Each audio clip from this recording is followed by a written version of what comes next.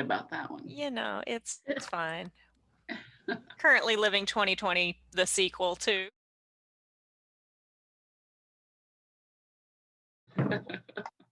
Well, hey, Rachel and Karen and Willie, I'll just hop Hey, everybody. Hello. Hello. Happy birthday, Cheryl. Thank you. Oh, happy birthday. Thank you. Exciting. Excuse me? I said that's exciting. Your birthday is today? Oh, no, it was last week, the 2nd. Still. Groundhog's Day. Oh. Oh, okay.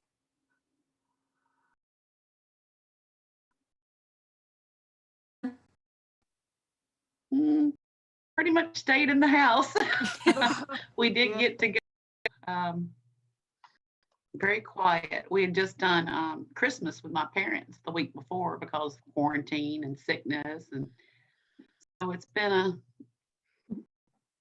a pretty interesting 2 weeks. Ready for things to get back to normal.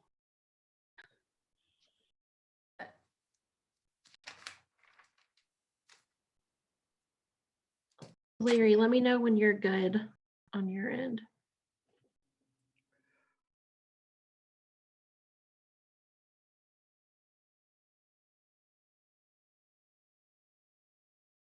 Okay. I'll go ahead and call us to order. Good morning or afternoon. Recent order, all members are participating in meetings. Committee members will be muted.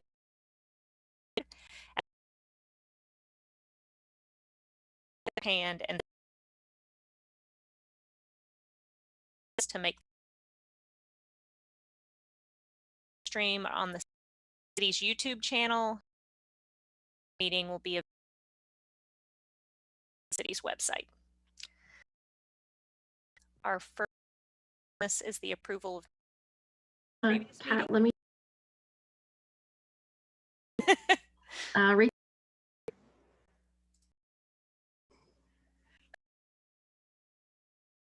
not with us. Carrie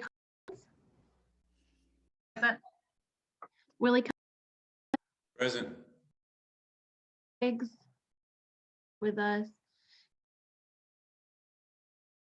Kimberly Gressley. Joseph Ham not online. Here. And Anthony Tang. You. All right. November 9th. Karen. Do the roll call.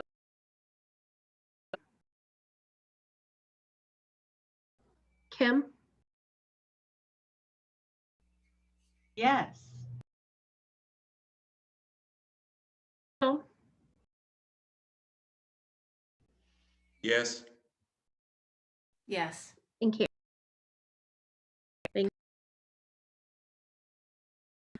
Next item is fair updates.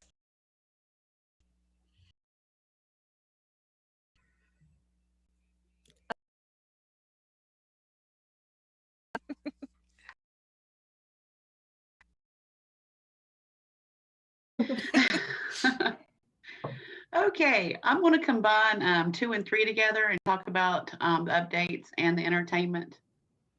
So right now we are continuing planning full force for the fair. We're very optimistic. It's going to stay full force, I'm sure, along with our many good protocols first, but that's we recently advertising agency. We're getting going with plan site update, the app development, or of course our theme in 2020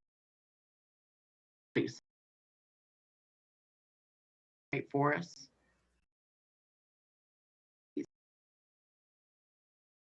Contacting all of our individual any changes, additions, as we start to process for the fair. Our event, Carrie advised me those contracts will go out in April. as in previous years. So we're trying to keep that the same as normal. Straits actually was Friday.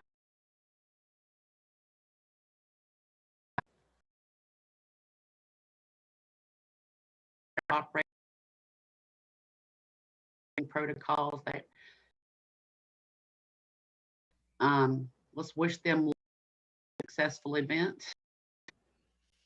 So payment, been in contact with a lot of our entertainers and received availability from most of from where we were going to roll 2021. This information I'll be any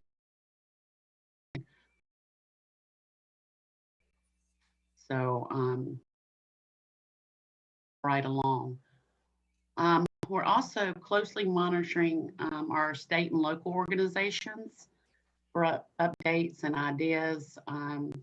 We're attending as many web seminars and Zoom meetings as possible. Rachel and I actually attended one last week with Fair Manager Danny Alfonso of the Manatee County Fair in Florida. They were the first scheduled fair for 2021. He shared what he considers a very all the enhanced protocols that were put in. He was very encouraged.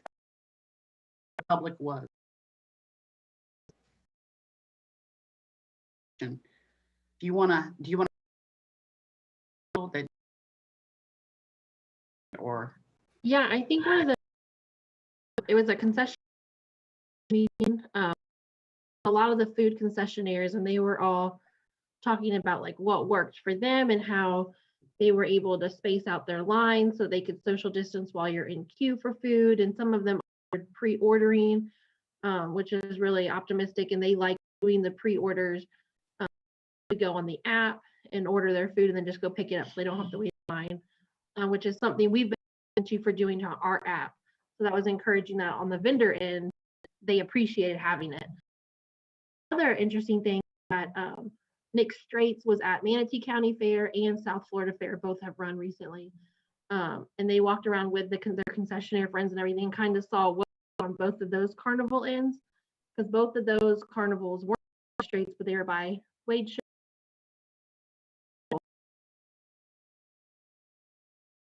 Or to what good idea. The rides clean, keep them organized. Manatee, the way they ran their rides was like the first round of people were only in the odd number seats, and then the next round they were only in even number seats, and then they did a full run, and then they need to make sure you're not touching. Still, so I think it was encouraging to be on those calls to see how Florida's running their fairs. definitely. And I think as all events, information, and we'll continue to learn and adjust our processes to make sure that we're in line. Of course, working with our county and state health department, see where it goes as we slowly start to open. Anyone have any questions? I do. Yes, Karen. What are the dates of the fair this year? I don't think I have them. It's October the 1st. Okay, thanks.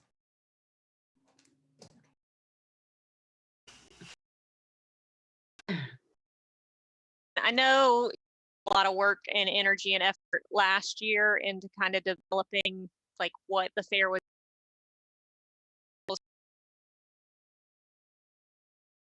Or would that kind of be this that right now we're planning mass cleanings and all of that? That's definitely going to be a starting point for document there, a good plan in place, and I'll look at us further scale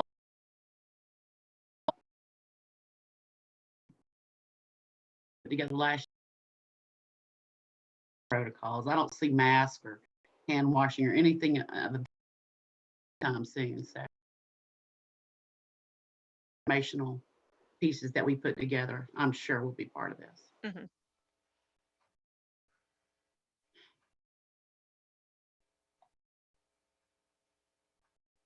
Anybody else?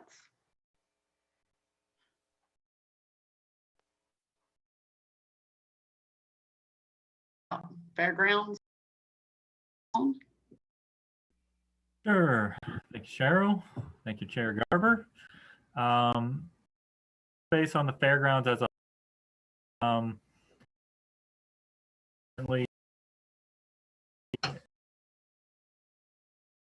for the county, we are doing vaccines 6 days a week. They're averaging probably about 1,200 vaccines a day, give or take, depending on the day. We are still barn, the drive-through taking place Tuesday and Saturday. So, I mean, that's kind of it in a nutshell as far as kind of our event schedule. The county is going to be in here until May 31st, and we are still operating. I just push on a case-by-case. For the current order, we're still on gatherings, still at just under really no events at all. So that's pretty. Impressed with how quickly y'all were and partnered with getting the mass vaccination site set up. Though I know IAFE had sent out an email, I think even a week or so ago, of like, hey, the fairgrounds, like there's great facilities that could be used for this type of thing. Let us know if you need help, like talking to your local officials about that. And I was like, we've already done that. So was just really impressed that we've already kind of taken the course that we do have and are using it to try to get as many people vaccinated as possible. And just kudos to the staff too, because I've gotten tested at the fairgrounds a couple of times and it's been a very smooth and easy process. They've done a great job of trying to get people through the cattle barn as quickly as possible. So I've been very impressed with all of the operations that y'all have got going, even though they may not be the normal events that we're hosting, that you've still done the best with what you've got available. So thank y'all. Thank you. Any other questions, comments? I just have a quick question, Robert, and I don't know, and it may be that it's not a city issue, it's a THA issue. So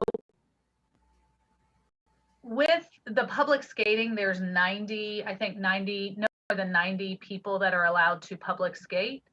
But with hockey games, with the THA games, they're still just allowing one spectator per skater, which gets it far under the 90 that are allowed to public skate. And there's just always lots of questions of, well, if you're allowing 90 people into public skate and we can't get in more than one person, which takes us to like 25 or something like that. So is that an issue or is that a THA issue? Just because people look at me and I'm like, I don't know which one it is. Yeah, that's I mean, so that guidance is really based off Governor Cooper's ordinance or executive order. The 90 people is for ice skating specifically. So 90 people essentially in the rink skating, working out, so that we